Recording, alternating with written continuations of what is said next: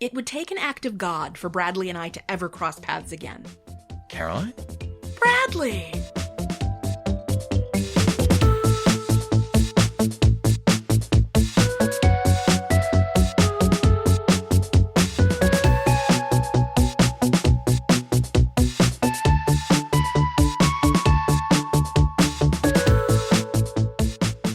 Hey, Gila. Hey, Rob! How are you? I am swell. How are you?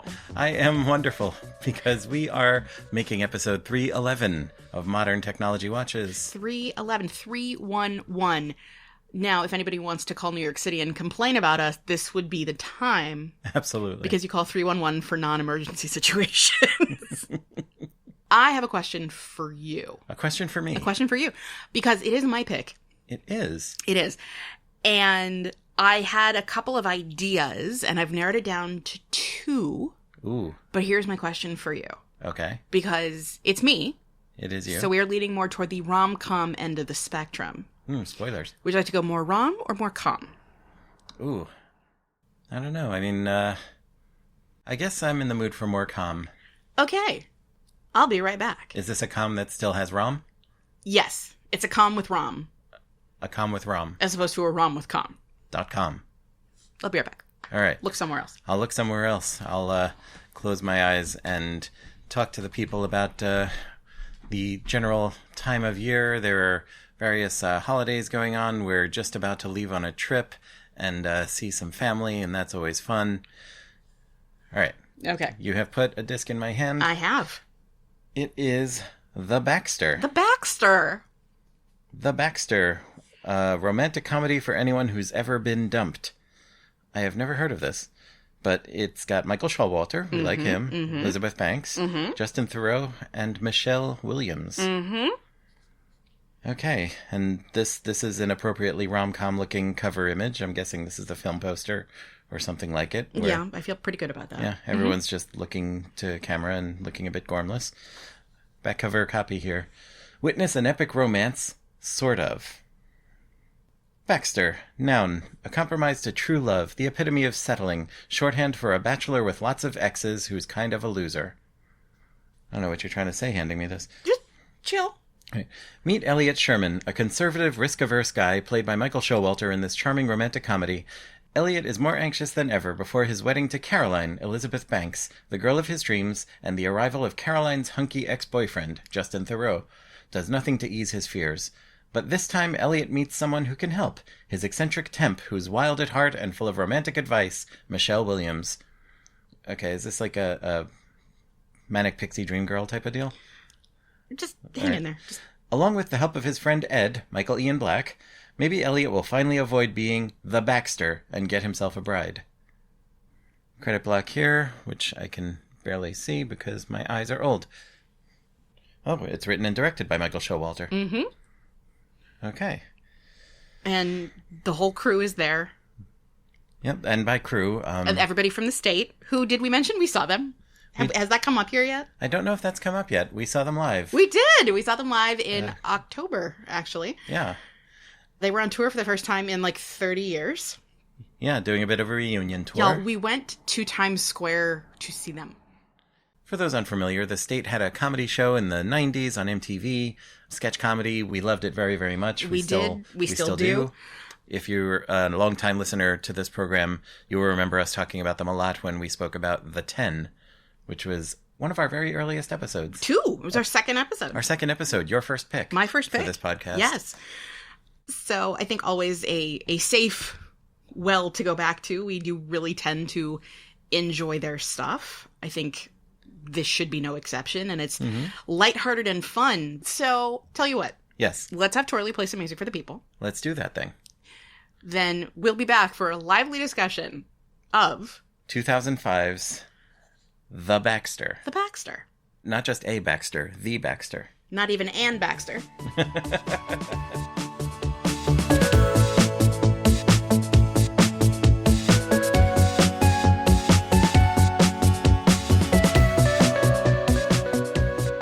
Hey, Gila. Hey, Rob. Are we back? We are back.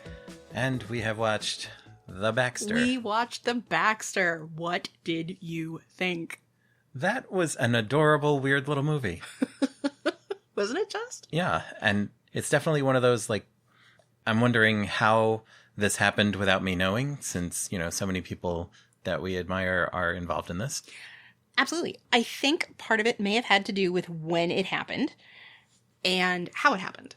So this was a teeny weeny little movie that was distributed by IFC Films in association with another very small producer. I know people. I mean, we live in New York City. There are a lot of people in this city who make more annually than this movie grossed at the box office. It did not do well. And that's a shame. And I think then what happened was it wound up on TV. This was distributed by IFC Films, so I'm pretty confident it wound up on IFC, the channel. Stands to reason. And I think I ran across it one day, and that was how I met this movie. And it's fun, and it's goofy, and it's sweet, and it's very funny. And the whole thought of there just being this repertory company of the folks who are in the state and the people they like doing stuff with. Mm-hmm. Like 80 Miles and Zach Orth and Elizabeth Banks and Paul Rudd. Paul Rudd, yes. Baby Paul Rudd is in this. Well, mostly grown-up Paul Rudd, but... Yeah, I mean, this was 10 years after Clueless. We're way past Baby Paul Rudd. All right, but he still looks the same. Oh, absolutely. But he still looks the same now. Yeah. The man does not age. No, but he had different hair, so... He did. He had a little goatee going on. Yeah, little goatee, little curly... I don't know. Yeah. He had 90s hair. He had 90s hair. In a 2005 movie. Yeah, well. The other thing about it was very much out of its time. It doesn't seem like a product of its time. The way that the characters speak. Mm-hmm. It's like a weird little time machine of a film, and I loved it so much. They're sort of putting on the old Hollywood style of patter in a movie. That way of speaking that's very direct and making sure that those early days microphones could pick you up. And I just OPR'd. You're doing the OPR head turn. OPR, you shouldn't have come. You are flirting with danger. They will surely find you out.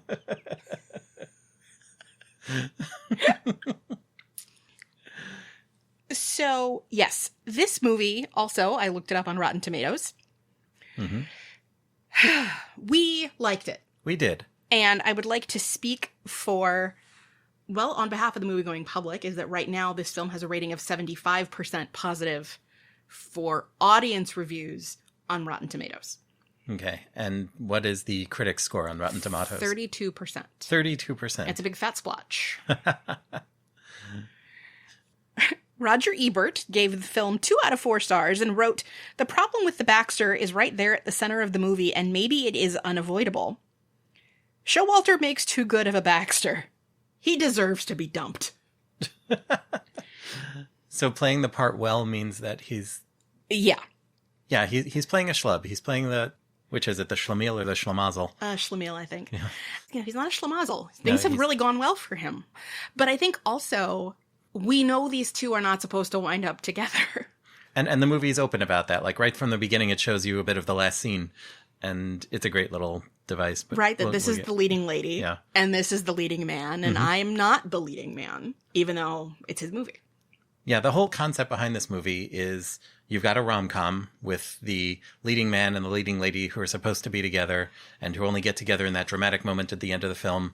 But what happens to the other guy who was standing there at the altar when someone runs in and, interrupts the wedding and saying we should be together? And he's the other guy, and that's the Baxter. Exactly. So it's a nice little deconstruction of the rom-com trope while also just here's what happens to the other fool. It's cute. It's very cute. I have a thought. Yes?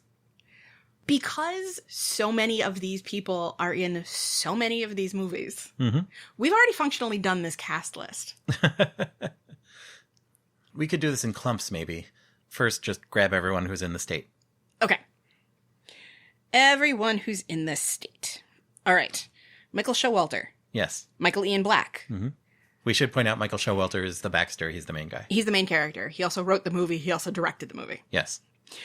Michael Showalter as Elliot Sherman. Mm-hmm. Michael Ian Black as Ed. His buddy. His next door neighbor, best friend, who spends the movie in a series of ever more ridiculous costumes. Yes, Funny sight gag. tinier and tinier underwear.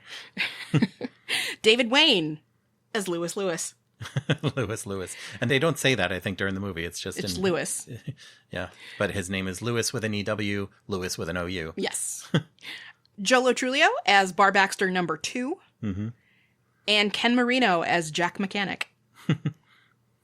Who just shows up at the end. Very brief cameo. It's lovely to see these guys together again, as it always is. Yes. As, oh my God, we got to do in person. Yes. The absence of Thomas Lennon and Kerry Kenny were felt. They were two of the state regulars who were not in this. But, yeah, it's great to see them making films. It's like those Christopher Guest mockumentaries, which have a lot of the same people involved. It's like Mike Leigh, who we just watched one of his movies recently.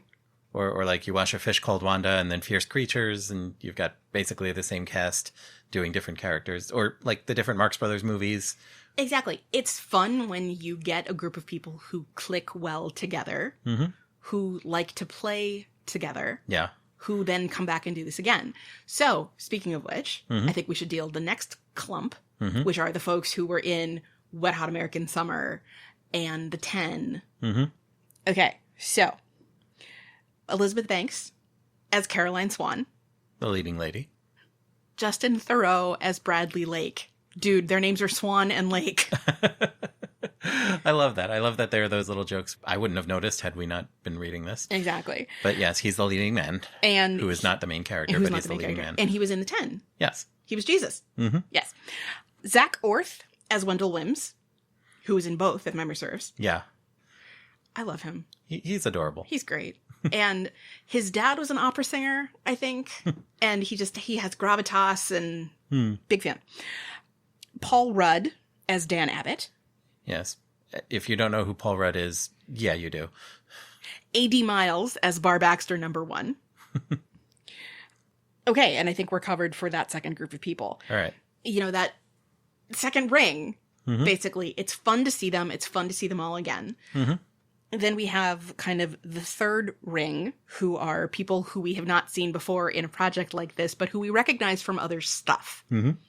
Like, such as Peter Dinklage. As Benson Hedges. Yes, as the wedding planner. And it's great to see him in this. And this is 2005, so he's not the Peter Dinklage yet. We were still a few years away from Game of Thrones. Yeah. And you know, his star turn in the Adam Sandler vehicle Pixels.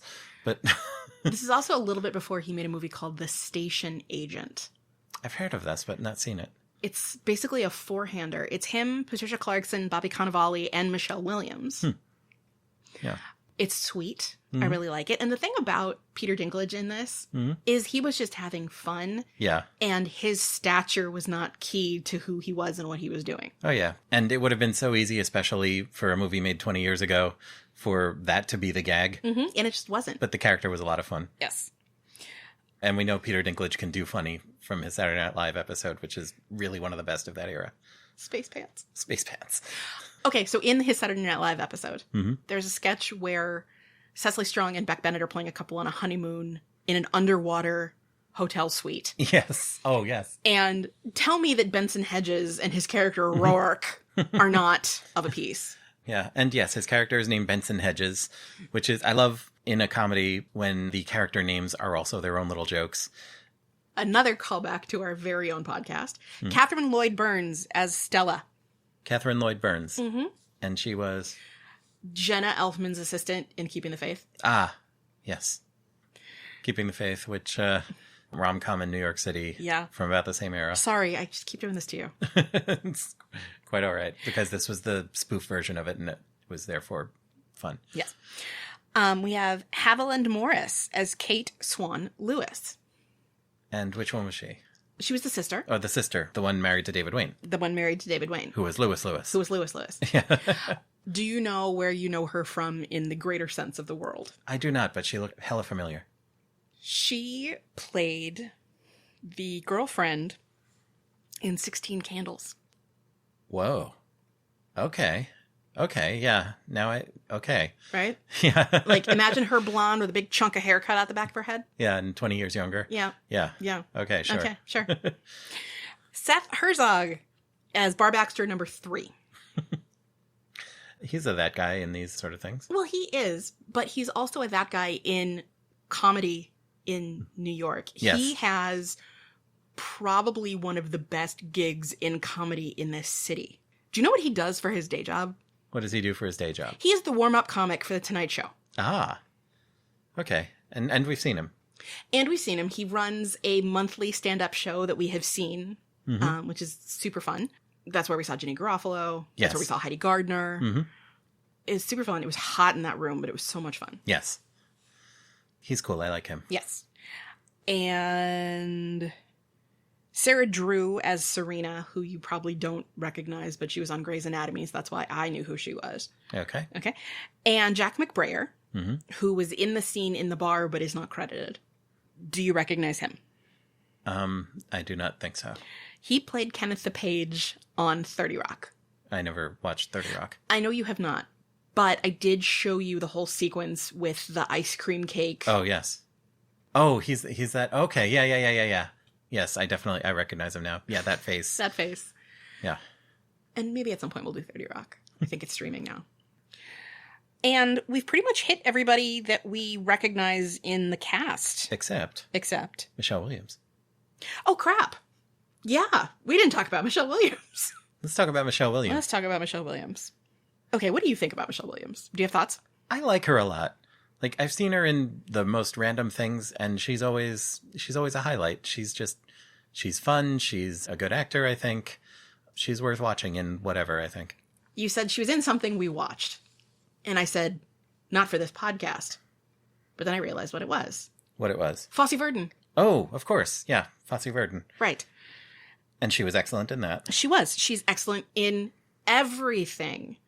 I know that you don't have a lot of time for Dawson's Creek. I do not. Okay, but she was in that. And she was wonderful. She's literally been wonderful in everything that she is in. She's been nominated for multiple Academy Awards. She was nominated for her performance as Marilyn Monroe in a movie called My Week with Marilyn. Not good, but she was good in it.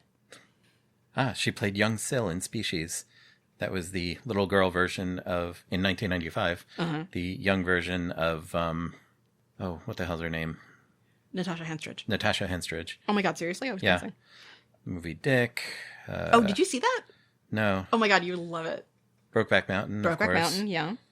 Yeah, she was in Synecdoche, New York. She was in If These Walls Could Talk, too. Yes, which I really enjoyed. That was an HBO thing, and I think she was Chloe Sevigny's girlfriend. Yeah, that was the lesbian one, right? Yeah. The Station Agent was 2003. So Peter Dinklage was beginning to be Peter Dinklage. 2005, hell of a year for her. Yeah. Anyway, she's great.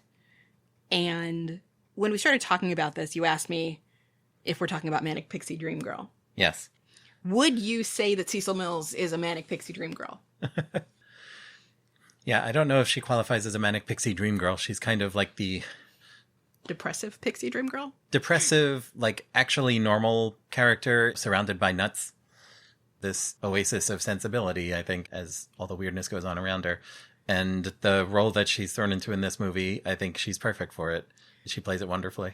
Do you think there's also something to be said for the thought that she is the Ginny and Garofalo to Elizabeth Banks' Uma Thurman in this? Maybe, yeah. Yeah. That's... We're referencing a movie called The Truth About Cats and Dogs. Yes, which I saw in the theater. I paid money for it. I own it. I mean, we own it. Yeah. I will admit that it, is one that I brought personally to our DVD shelf. In that movie, the whole idea is that Uma Thurman is the pretty, glamorous one, and Janine Garofalo is her frumpy friend who actually has a heart of gold. And it's so bad. Well, or that Janine Garofalo was nervous about having her face be the one associated with her voice because she thought that she was less attractive. Mm-hmm. So she sent somebody else to be the face. Yeah. I disagree because I think in that movie, Janine Garofalo was the cute one. But no shade against Uma Thurman, who I love in things, but I will stand Janine Garofalo. Well, absolutely stand Janine Garofalo. And also I think the whole sense of blonde being more desirable. Yeah, here's the conventional, socially acceptable beauty versus a person who looks like a real life person. And, you have Elizabeth Banks coming swanning in with her hair in a French twist. I did not mean to say swanning in any kind of sorry. No, that's perfect. But yes. And I also love how, sorry, we're totally getting away from myself now, but how throughout the movie, Cecil and Elliot refer to each other as Miss Mills and Mr. Sherman. It's very much a throwback to, it's very 50s. It's very 50s. It's very like the front page. When it starts, it makes sense because she's the temp who comes in and works for Michael Showalter's character. Yes. And so they'll call each other, Miss Mills, Mr. Sherman, but then they just keep doing it even when they're not working together anymore and when they're going through all this weird shit together. So that's the cast. That's the cast. So the plot section here in Wikipedia is pretty detailed, doesn't exactly match up because, as you said, we begin the movie in medias res. The movie's... That was fancy. Thank you. We can be fancy. We can. We're fancy as shit. We're fancy as shit as fuck. We're so fucking fancy. Sorry, I know you don't like Jonah Hill, but anyway, he's not the hill I'd die on. The movie starts during Caroline and Elliot's wedding.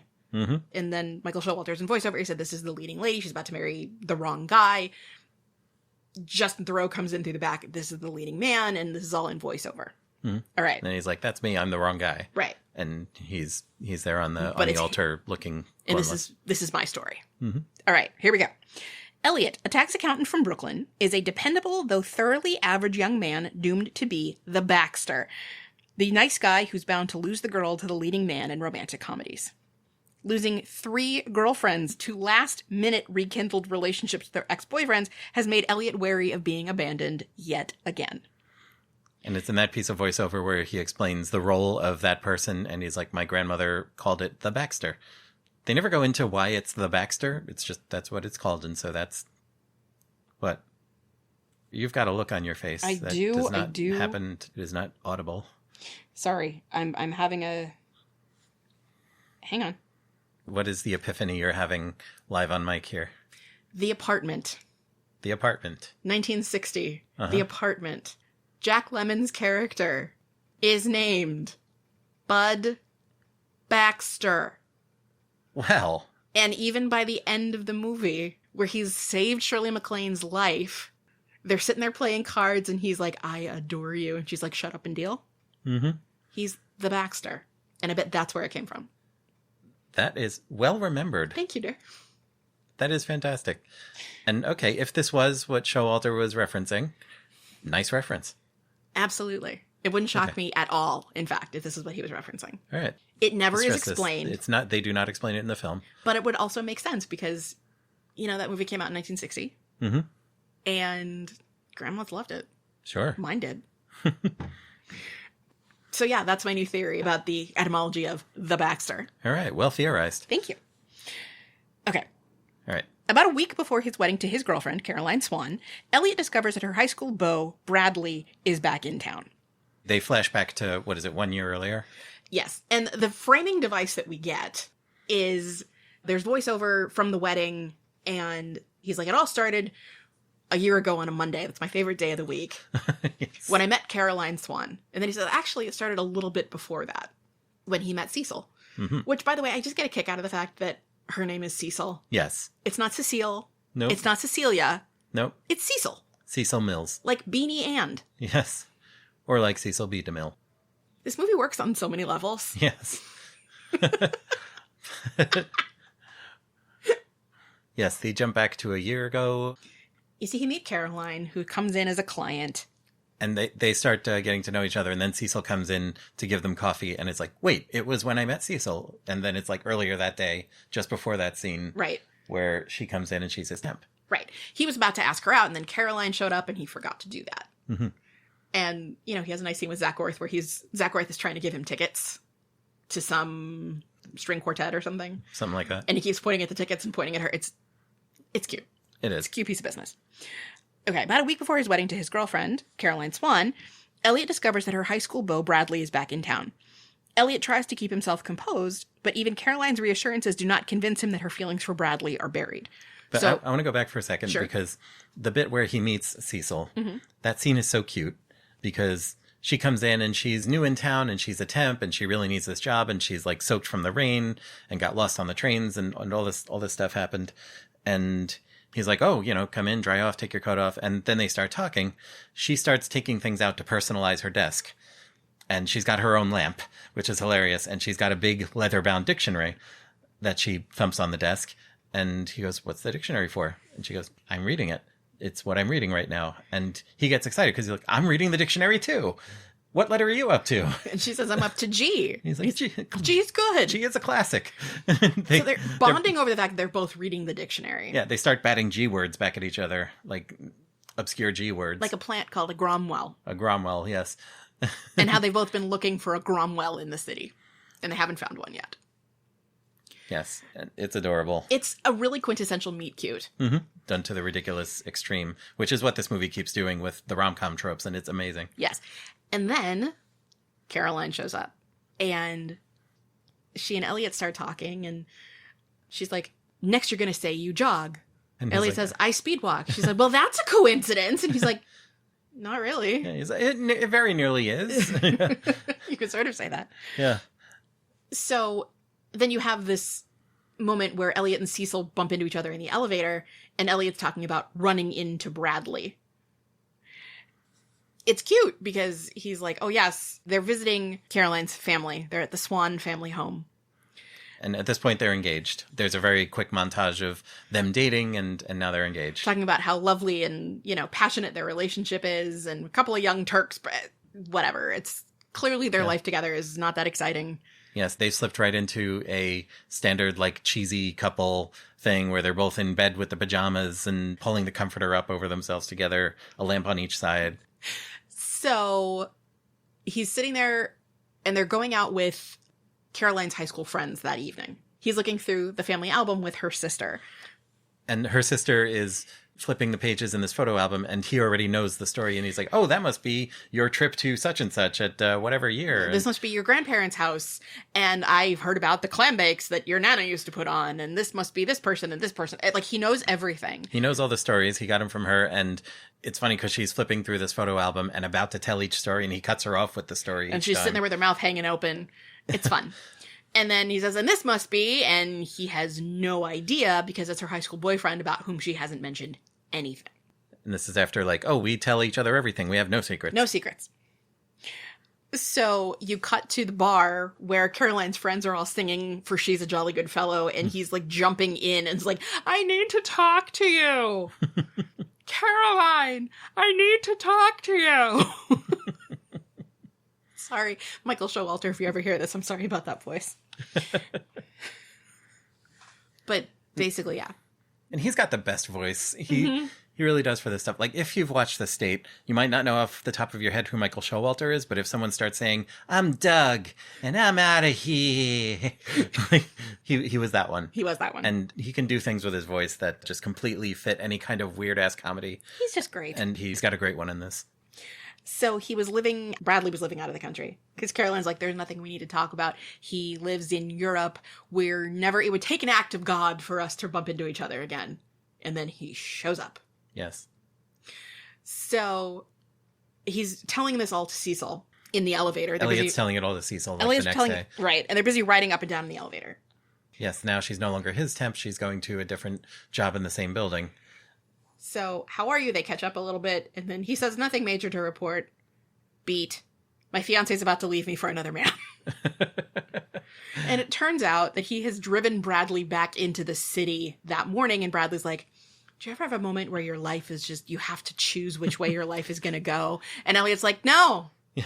But this is after, like, while he's talking to Cecil in the elevator, he starts explaining, like, you think this is weird that he's saying this, but then he starts explaining all the times in his life when he's been going out with somebody and thought things were going great, and then all of a sudden they had that sudden random reunion with their old flame, and they quickly leave him for it because he's the Baxter. It happened in high school. Yeah, it happened in college.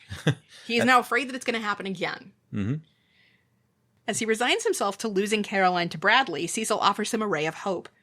She says she does not believe in Baxter's and thinks that his predicament is avoidable. But she also says if you want to continue this conversation, I'll be at this address tonight.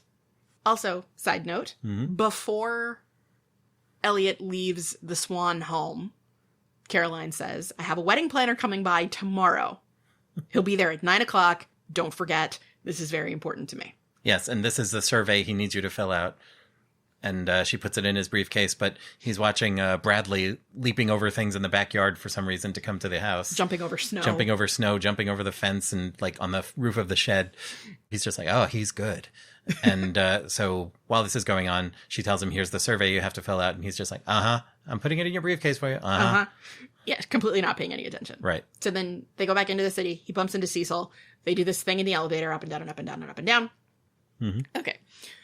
The two meet up again later that night at a small club where Cecil performs her original songs, and Cecil tells Elliot he needs to take more risks. That scene. It's adorable and funny.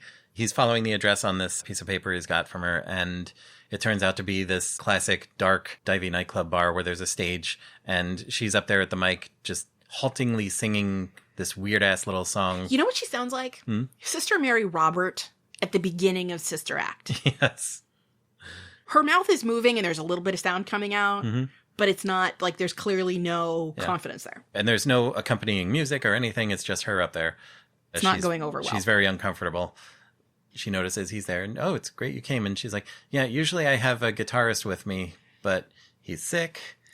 It turns out it's her boyfriend who thinks she's wasting time on her music. He's very unsupportive of this endeavor. But they wind up talking.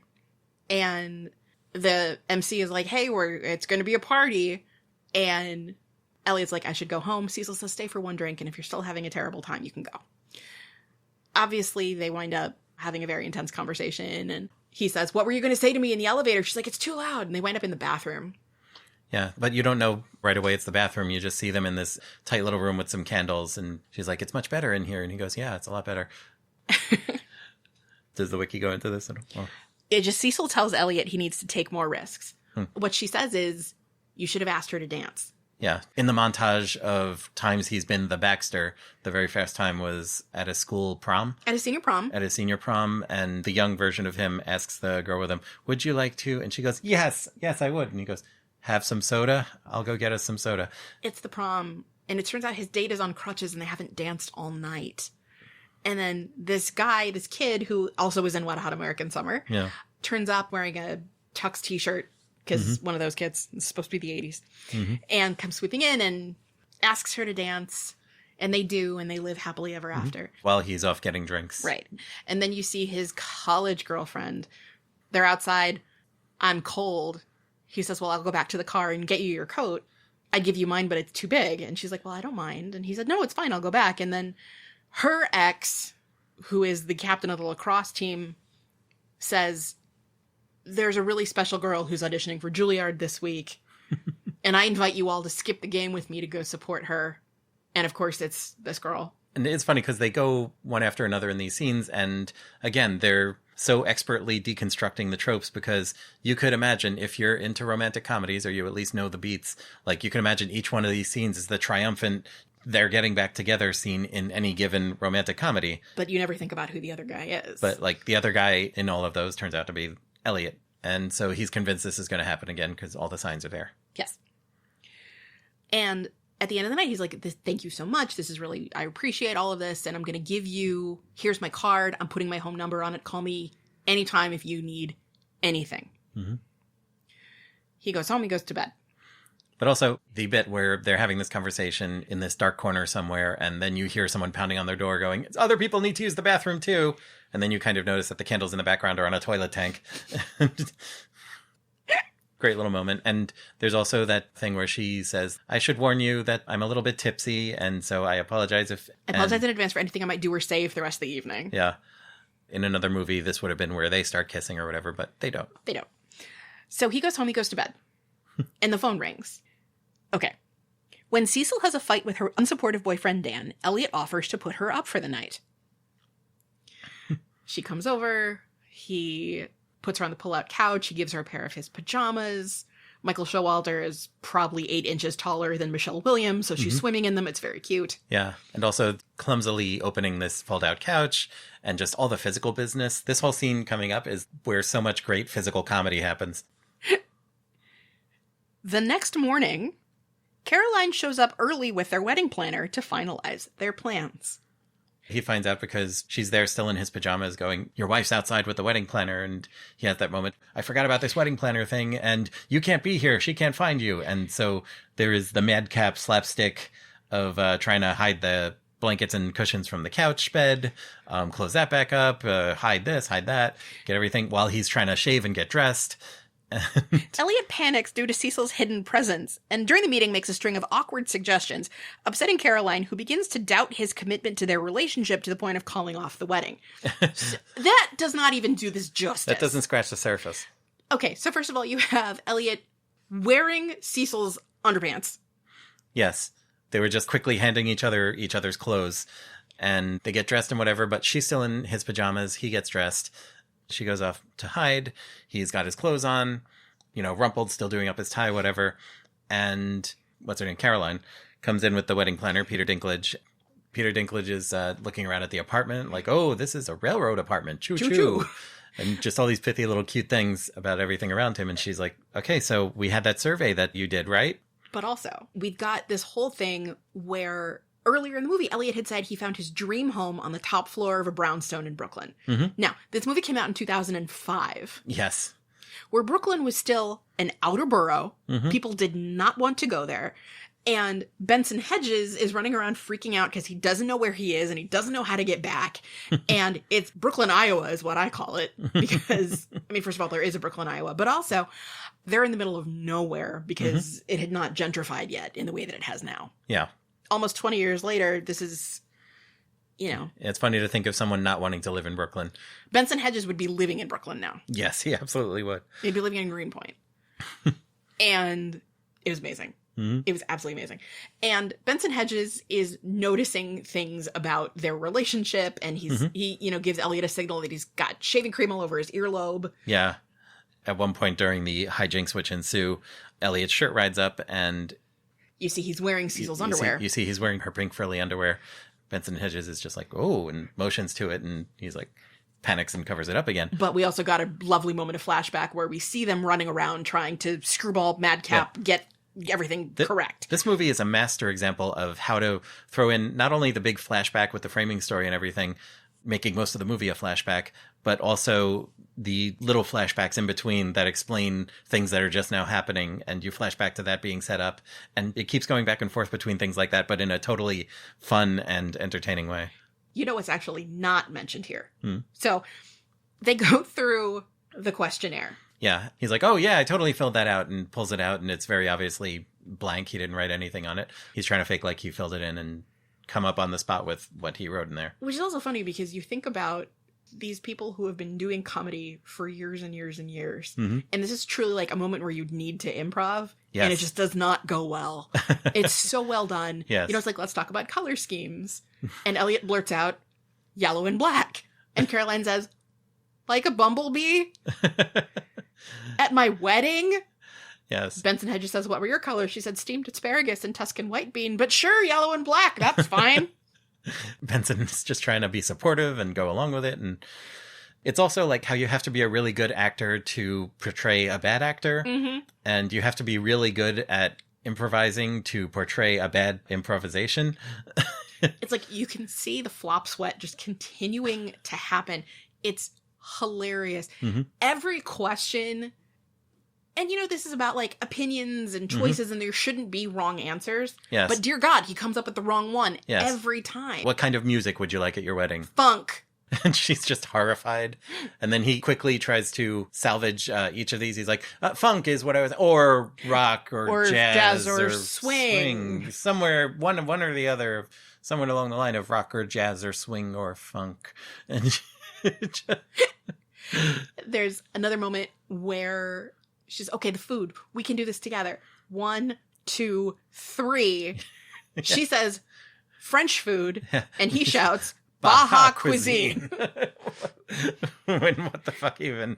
And she says, Baja cuisine. And I can't remember if it was Caroline or Benson was like, what's Baja cuisine? He goes, fried fish. Fried fish, yeah. So that's it. Caroline's done, and she goes storming into the back. She is horrified. She is like, the wedding is off, and Benson Hedges, he's very obviously like, I'm not a marriage counselor, I'm a wedding planner. I'm not a marriage counselor, I'm a marriage maker. A marriage maker, and yes. he goes storming out. Yes, but also... he says, call me. Yeah, call me. It's delightful. So Caroline goes into the bedroom, where Elliot has been trying to get her not to go. Because Cecil is hiding in there. And then you see in the bedroom, you assume she hid under the bed. No, she's under the blanket and this very obvious mound, this person-shaped mound under the blanket. And that's how she hides. You keep waiting for Caroline to discover her, and it doesn't happen. So she comes, she sits on the bed. Yeah. And Elliot is trying to react in ways that are going to keep her from noticing that Cecil is there. And she is like thumping on the bed angrily with her complaints, starting to beat the hell out of Cecil under the blanket. And then Cecil's feet start sticking out, and he's like, you've got to pull yourself together. Suck it in. He's like, suck it in. Up. And then she's like, suck it up. But in the meantime, Cecil sucks her feet back in under the blanket. And then she gets her suitcase because she's getting her... She's getting her things to leave. She thumps it down on the bed, like on top of Cecil. Yeah. She has thrown herself backward onto the blanket, doesn't recognize that there's a person underneath it. Like, it's this brilliant comedy of obliviousness. And just beating the hell out of poor Michelle Williams there. And you can't describe really good physical slapstick like this on an audio medium. At one point, she yoinks the blanket completely off the bed. Cecil is just there, so she curls into a fetal position as like small as she ball. possibly can. Yes. Caroline doesn't notice. It's so well done. And I'm pretty sure while we were watching this, I was completely losing it at that point. Like, you definitely were. Like, yeah, absolutely. Just laughing to the point of tears.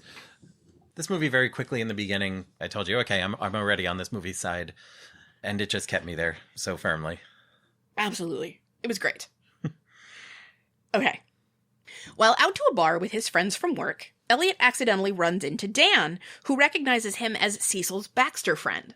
Dan is there to meet with Sonia, who's Bradley's current girlfriend and Dan's old college friend.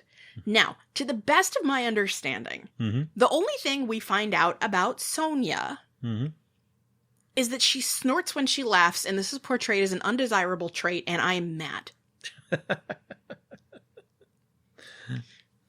I love when you snort. Thank you, dear. But that's like, she snorts when she laughs, and everyone's like, oh. And this is where it starts to snowball with, you have that rom-com equation of like, here's the leading lady with the guy she's not supposed to be with, and then the guy she is supposed to be with. And you start seeing that fractally duplicated.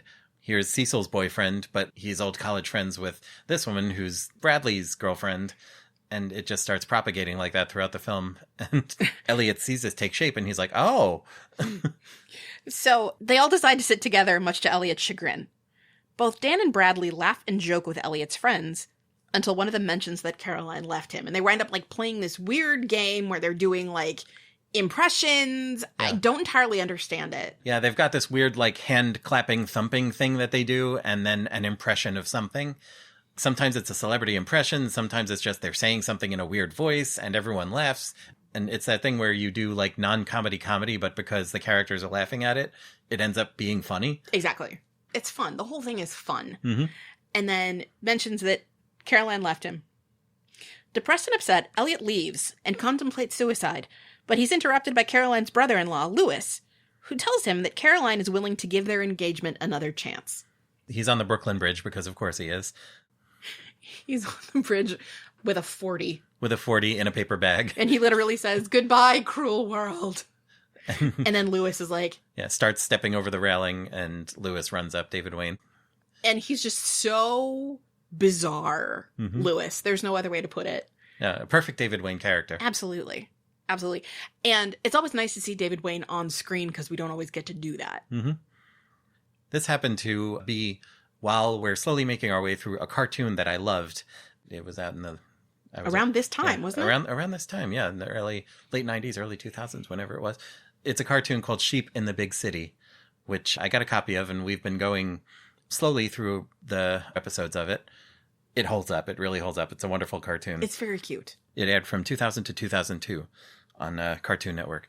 And it turns out, which I didn't know, David Wayne is one of the writers of it. and also turns up in the voices. Mm-hmm. It's great fun. Can't go wrong with a bit of David Wayne. You really can't. And, okay. So it's very weird, and he's like, okay, you're going to be fine. So he talks Elliot literally off the bridge. Mm-hmm. And he says Caroline would be open to a reconciliation. So Elliot is like, okay, I'm going to fix it. After they have this weird moment where they're both sipping from the 40 in the paper bag, and he's like, oh, you got one of those 40s. Yeah, I've had one of these myself. College. And he just, like, never finishes a story. No, his whole thing is he keeps going off into random stories, which we should have that character on this podcast sometime. Oh, we definitely should. But it annoys Elliot to a certain point. Uh-huh. It's fantastic. All right. Elliot plans a romantic dinner with Caroline, but finds her with an anguished Bradley, who just broke up with Sonia and is back flirting with Caroline. Caroline convinces Elliot to take Bradley out with them. They cancel Elliot's reservations to an expensive restaurant and go instead to a burger place that Bradley knows well. This scene is so awkward. It is. It's cringy. It's cringy and uncomfortable. It is. And this whole scene, I was actually feeling some pain because I've been in that relationship. So Elliot says he's made reservations at Chez something. Chez something fancy. It's a fancy French restaurant. I'll have to call and see if they can make it for 3. Mm-hmm. Because he was ready to take her out on a date. He brings her flowers. Big bouquet of flowers. Big bouquet of flowers. Oh, flowers. Box of candy. Yeah, box of candy. She takes the flowers. Oh, they're very bulky flowers, aren't they? And then the candy. And, of course, Bradley is in the back of the apartment being sad and depressed and crying because his girlfriend left him. Right. He brought her one perfect bluebonnet that had been pushing up through the cement. Yeah, through the pavement on the sidewalk. So Elliot goes into the other room to call and see if they can make the reservation for 3. I can't leave him alone. Can he come with us? And Elliot's just... Sure. Whatever you want, Caroline. He came back to reconcile, so he's just like, okay, yeah, I'll do whatever you want. He goes to make this call, and then Caroline says to Bradley, kind of outdated. Yeah, the restaurant was kind of outdated. He's not up on the latest trends. And then he comes back and he's like, well, they couldn't find another chair. They just absolutely couldn't find another chair in the place. And she's like, but we gotta take him. But they're out of chairs. They have no, They can't make it for 3. So he's like, oh, well, I know this obscure little burger place down the block. Elliot tries to pretend like he knows what Bradley's talking about. Yeah. He's in that awkward situation where like, oh yeah, whatever you're talking about. Yeah, I know about it. And of course I know about it. And it is just so awkward and so painful, so cringe. I'd like to see the menu. They sit down at this place and Bradley hugs the owner, which if he doesn't live there, how has he been there that many times? Yeah. How is he a regular if he... Oh, this is where the fictional integrity of the movie breaks down for you? Oh, yeah. This would be it. So they get in there, they get into a booth, and Caroline and Bradley are sitting together on one side of the booth. Mm-hmm. And... Elliot motions for her to get in on the other side with him, and she just goes straight for Bradley's side, and he's just like, oh, okay. Yeah. He has to see the menu. After trying to claim that he'd been there, and, oh, yeah, I love this place, too. And what's her name, Dolores? Yes, I believe that's her name. The restaurant owner goes, well, you should remember from the other times you've been here that we don't have a menu. We have 4 things. Yeah. We have a hamburger, a cheeseburger, fries, and coleslaw. Coleslaw, yeah. And then Bradley starts ordering a drink, and Elliot says, actually, I'd like to order the drinks. And he grabs back to Ed's wife, Stella, who's taking a wine class at community college. Yes. And is talking about some 2002 Cabernet. When it arrives, you'll notice the meatiness and the fruit. The fruit on the palate. Like, he's trying to remember. And then the owner says, well... can I direct you to our list of beers because we're an ale house and we don't have wine? She's like, you want to crawl under the table with him. Such wonderfully crafted cringe. So Elliot feels out of place and eventually calls Cecil from the back of the restaurant, confessing that he feels that his marriage will be over before it begins. And, he has this whole conversation about, like, you think Caroline says you're unromantic. Mm-hmm.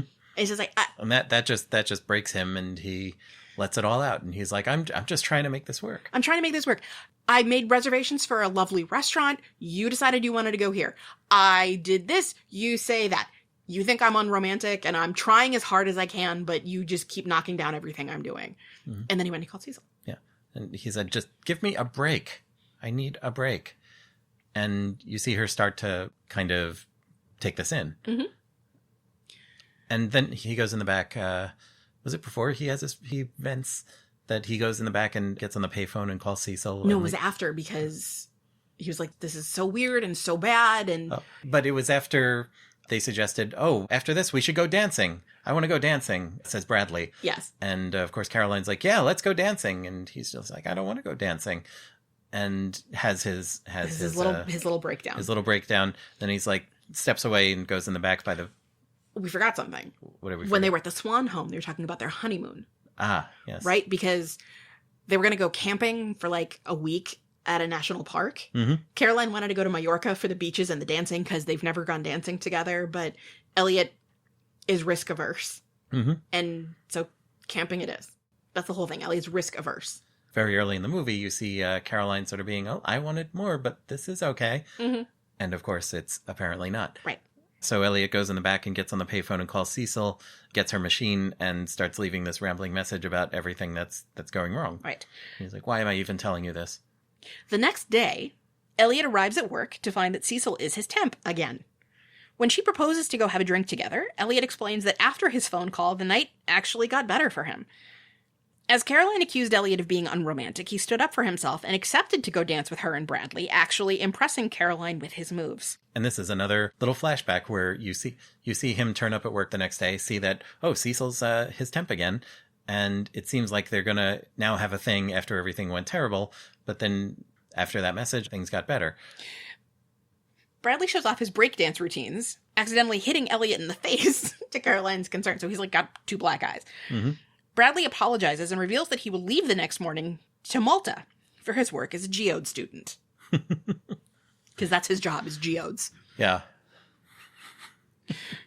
Though happy for him, Cecil is saddened by the news because of her growing feelings for Elliot. She mentions that Dan is moving to Cincinnati and she's going to follow him there, much to Elliot's discomfort. What about music? They have singing in Cincinnati, too. Oh. When Cecil stayed over at Elliot's apartment, mm-hmm. she saw the piano and said... Oh, do you play the piano? And he said, I dabble. Yeah, Chekhov's piano. Chekhov's piano. At Caroline and Elliot's wedding, Bradley crashes the ceremony and declares his love for Caroline, a split second after Elliot was going to voice his own objection. Yeah, which is made clear now that we're seeing that scene again. It's the same scene we saw in the beginning, but without all these little... extra bits in it. Right, it's just playing, no voiceover. Yeah. And we noticed that, actually he was going to object, but before he could do that, Bradley runs in and does the, we need to be together thing. And Caroline just flings the bouquet back in Elliot's arms, and she goes to kiss Bradley in the aisle, and like the whole wedding is clapping for this, even what you would assume is Elliot's side of the family. And he's just standing there kind of dumbfounded. You know the thing it actually reminds me of? Hmm? A Different World. The show? The show. It was a season finale and Whitley Gilbert was getting married to a guy named Byron. And she's having second thoughts. She keeps seeing Dwayne Wayne everywhere. And the pastor has just asked her, do you take this man? Mm-hmm. And then Dwayne shows up at the wedding and says, will you take me? It's amazing. And she says yes. And then she says, I'm sorry to the other guy. And she goes and she kisses Dwayne. And then you see him and his family just filing out of the area. Mm-hmm. And then they get married and that's that. And it's very sweet and very romantic. And Okay. Okay. Caroline finally gives in and kisses Bradley passionately in front of the whole church. Elliot takes off immediately to catch Cecil before she leaves town and finds her at her apartment right while Dan is leaving. You see him running out, and then he's just running down all kinds of streets in Brooklyn. And then you see him at some point, he's got this plant that he's carrying, this potted plant. Now, Cecil's apartment was in Washington Heights. Yes. So the idea is that he's running in his white wedding suit. From Washington Heights to Brooklyn? From Brooklyn to Washington Or Heights. from Brooklyn to Washington Heights, rather. Over a bridge at one point, and carrying a potted plant. For those who don't know, Washington Heights is like way close to the northern edge of Manhattan. I lived there for a bit. Yes. I lived there when we met. Yes. Lovely neighborhood. But not an easy commute by foot. It's a ridiculous amount of distance that you would expect for him to cover, but like the comedy of that works. Right. So he's wearing his white wedding suit and his pink bow tie. Yes. And carrying, at some point, he obtains this plant. And he runs up to her apartment and sees like Dan's car with the luggage strapped to the top and everything. He starts calling Cecil, Cecil. And then a big truck passes by. And after the truck goes by, that car's not there anymore. And he thinks, oh, I've missed her. But then there she is holding her suitcases. And she says, you know how I said they had singing in Cincinnati? I lied. What's your excuse? And he starts saying, you know, I love you, and I've loved you since the first moment I saw you. And at that precise moment, you hear a voice from across the street saying, Cecil? Cecil Mills? It's me, Jack Mechanic from Semester at Sea. And Elliot runs across the street and chases him off, which wouldn't be as funny if it weren't Michael Showalter and Ken Marino. Yes, Ken Marino showing up. The cameo is this other guy, and Elliot's like, no, I'm putting my foot down. No more Baxter stuff. No. And he just runs her off. And he runs him off, and it's amazing. Yeah, and then it comes about that this plant he's got that he brought her. It's a Cromwell. It's a Cromwell, which they were talking about in their first conversation. So they kiss. It's lovely. Later, they perform together at the same club where they had their first date. Would we call this their first date? I don't know. I think Wiki might be a little twisted on that. With Cecil singing one of her songs and Elliot playing the piano to back her up. Yes. The camera is zoomed in on Cecil singing, and there's music this time, and it slowly draws back, and you see that it's Elliot playing the piano to accompany her. And it is lovely. In a mid-credits scene, Dan reflects in narration on his own status as a Baxter, having just lost the girl to the leading man. So it's the same narration. But now it's Paul Rudd doing it. Right. It's the same narration that Elliot did at the very beginning of the movie, but this time it's Paul Rudd. Yeah. And the leading man is Michael Showalter, and the leading lady is Michelle Williams. Yes. And that's me. This is my story. And then that cuts off. And then after the credits, I don't know if the Wiki... It doesn't. After the credits, you just see an extended scene of Bradley at that little gathering at the bar there, where everyone was hanging on his every word while he's telling this long story about like seeing some shaman somewhere who gave him a paste that makes you hallucinate, and then afterwards you're like enlightened. And the typical sort of thing that you would see in a romantic comedy of this stripe. So that's the Baxter. That's the Baxter. This movie was so much fun. And, you know, I am not the rom-com fan in this household. No, but not only was this like a spoofy take on the whole formula and deconstructing the formula and doing so expertly and doing it with people that I love, it was in itself a very sweet movie. And, you know, we've talked about, if you go back and listen to the 10, that's just straight like sketch comedy. Let's throw weird shit at the wall and just do bizarre things like the State did as a sketch group. But this, in the form of being a weird-ass comedy where ridiculous stuff is happening, it is still a genuinely nice little romance and a cute movie. It was very sweet. That's the thing. It's just cute. It's very cute.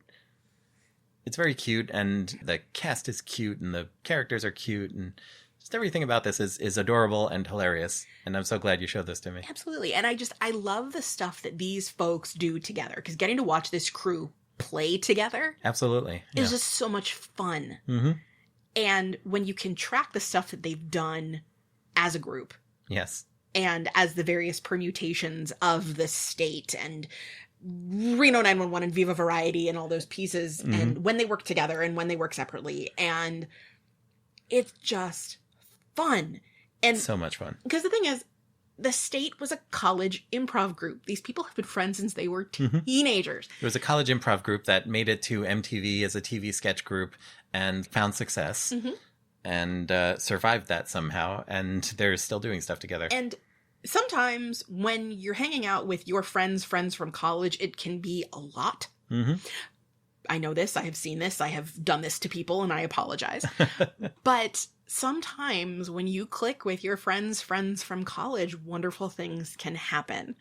Yes. And the fact that these people and their friends from college have become friends with other people and they all get to play together, I love it. I love it so much. And I'm so glad that we got to visit this together. And I'm definitely glad I chose this over a couple of less uplifting films I was thinking of. Could have watched some really depressing shit. This was a perfect, I think, a perfect choice for us right now at this point in our particular timeline. Yay! Where's your Firefly? Oh, it's way up there. Yay! It is way up there, and I'm happy we did this. Me too. Yay! So, one of the nice things happening in the world is that people contact us. We love hearing from our listeners, whether it's people we know person to person, face to face. In real life. And if it's, getting in the car with my mom and she's like, hey, I listened to your most recent episode and bup. Or getting an email from a listener in Germany, which is still really cool. And hey, Sven. On Mastodon, we got the following reply to episode 310. Great podcast. And I love that you two hit the exact same pop culture reference points I needed to hear. Mystery Science Theater 3000 and the Rocky Horror Picture Show, respectively. I have to commend you on the audio quality. I listened to many professional podcasts, and this was possibly even better sounding. I'm sure it didn't hurt that you were recording live in the same room. I never saw the movie, but everyone knows it in the story, so I wasn't afraid of spoilers, but now I might want to go see it. We should mention this movie was War of the Worlds. Yes. From our previous episode. This was the first time I watched it. What was the face Gila made? Because there's a face I make a lot, and at some point we should probably take a picture of it and post it on the socials. Or we could just leave it up to the imagination of our audience. Also true. Hell yeah, Legos. Obviously something is history when the people involved are dead, but September 11th is history, and we were both around for that. Are you admitting involvement? Also, when adding your podcast to my other podcatcher, I see buried that you have 2 other streams. Do you have a master feed for all modern technology podcasts in one feed? And this came from... the tech lord Lex Pendragon. Pendragon? Yeah, I don't know I've how never this I particular pronounce person it both pronounces ways. it. But... So, Lex, if you ever want to give us a shout and tell us how to pronounce your last name, that would be super. But thank you, Lex, for pinging us with this and giving us permission to include it in our listener mailbag. And also, thank you for also going into our back catalog and listening to our Empire Records episode because of Rex Manning Day. Absolutely. It's swell to hear from people. We enjoy it. So you can email us at watches@modern.technology, or you can reach us on Mastodon. We've got links to both of our personal Mastodon accounts on the homepage at modern.technology. Mm-hmm. We do still have a Twitter account. For the moment. For the 2 or 3 people still looking at that. Not really spending a lot of time over there. Yeah, less and less every day. And also we have a phone number. We have a phone number. It is United States phone number 1-929-399-8414. And that is our voicemail, where you can leave us your thoughts on this episode or other episodes, or just your general thoughts, and we can play that on a future episode. Or if you would just like to, if you record a voicemail or a voice file and would like to email that to us, you can also do that. Just email it to us at watches@modern.technology. Ultimately, I think we're just really glad that you are part of the conversation too. Absolutely. And I know that there are people who also talk back to podcasts when they're listening to them. I certainly do. So do I. Even our own podcast, which always feels a little weird. Yes, but it is fun when we're listening to our podcast together and we're laughing on the recording and laughing in real time. It's so much fun. I love doing this with you. I love doing it with you. And so Lex mentioned the other 2 podcast feeds that we have. So we have the show Modern Technology Watches. We also have 2 shows which have not updated in a long time, but there are future episodes of those in the works. That is Modern Technology Breaks, our sketch comedy show. And Modern Technology Knows Your Name, which is a documentary sort of thing that I'm doing about people who choose their own names. You can find all of these on modern.technology, plus whatever other stuff we may come up with in future. And thank you for your kind words about the audio quality. I do take pride in my work as an audio engineer. I was talking about this show with a colleague at my day job, and how, like, I listen back to the earlier episodes and hear the ways in which I was not yet as good at audio production as I have become after some years doing this and doing radio and everything else. I'd also like on the record that I remembered not to put my necklace on before we recorded, so it's not clinking around. Very smart. Very good move. So if you go to modern.technology/contact, you'll see all the ways in which you can get in touch with us. So, Yes. for Modern Technology Watches, this is Rob Vincent. And Gila Drazen. And we will catch you on the flip side. We will see you at the movies. Just like Roger Ebert. Just like Roger Ebert, who didn't like this movie. Who didn't like this at all. He wasn't right all the time. 2 out of 4 stars. The very idea. The very idea.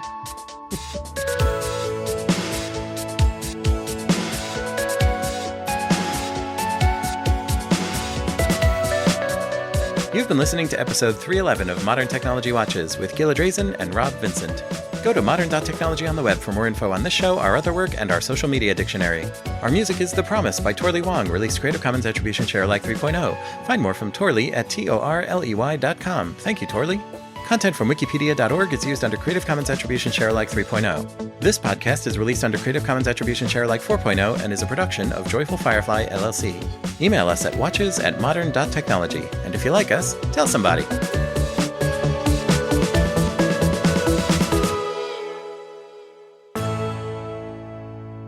Shake your booty. Shake your booty. Shake, shake, shake. Shake, shake, shake. My dad used to sing it boot, boot, boot.